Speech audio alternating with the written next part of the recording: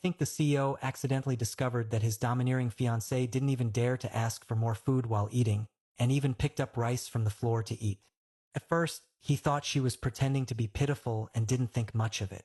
When the housemaid simply served her food, she was so startled that she stood up abruptly, as if she had been abused. Only then did the CEO realize something was wrong and immediately asked his assistant to investigate the truth. That's when he learned that his fiancée had suffered inhumane torture in prison. It turned out that she was once a beloved rich young lady, cherished by everyone. But on her 21st birthday, she accidentally stabbed a wealthy second-generation man who had tried to assault her. Panicked, she placed all her hopes on her childhood sweetheart, who had witnessed everything. She firmly believed that the man who had loved her since childhood would testify in court to clear her name. But on the day of the trial, he didn't show up. He only left behind an insignificant written statement and didn't defend her at all. In the end, she was sentenced to 3.5 years for excessive self-defense. As soon as she entered prison, she was beaten by other inmates simply because they disliked her wealthy background. After being beaten, she could only hide in a corner and cry silently. During those 3 years, she experienced the coldness of human nature and completely lost her former grace. Finally, after serving her sentence, she was released. Walking out through the prison gates, she inevitably faced cold stares from others. Just as she lifted her head, she saw his childhood lover who betrayed her coming to pick her up.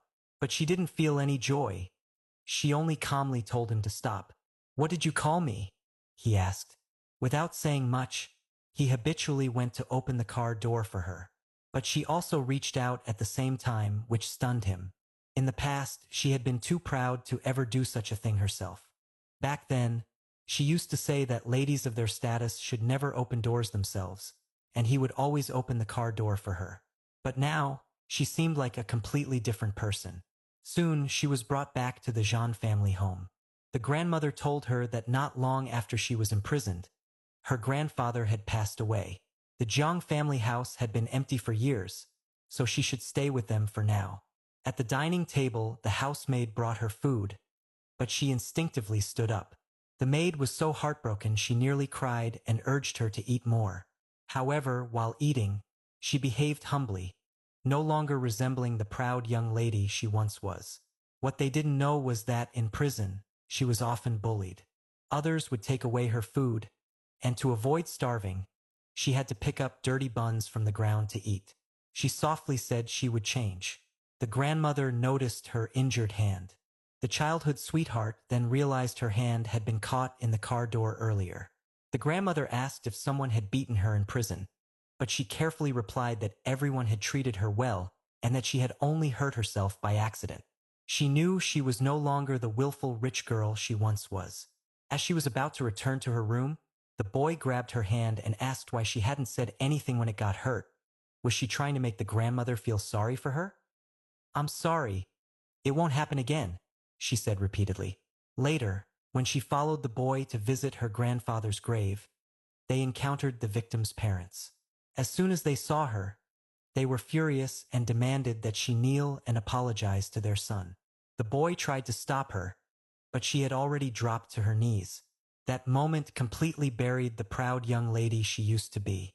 After returning home, the grandmother invited her to attend a charity banquet to help her readjust to high society. However, the boy's mother took the opportunity to tell her that he was about to get engaged to a wealthy young lady from the Zhou family, implying that the girl should stop thinking about him. That day, the boy looked down on the girl's shabby clothes and handed her a dress. When she opened the box and saw a qipao inside, she couldn't help but recall the first time she wore one.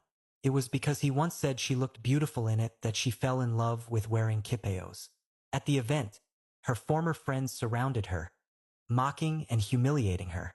She said nothing and silently endured it all. But her tolerance only made them go even further. Just then, at the peak of her humiliation, the boy stepped in to defend her.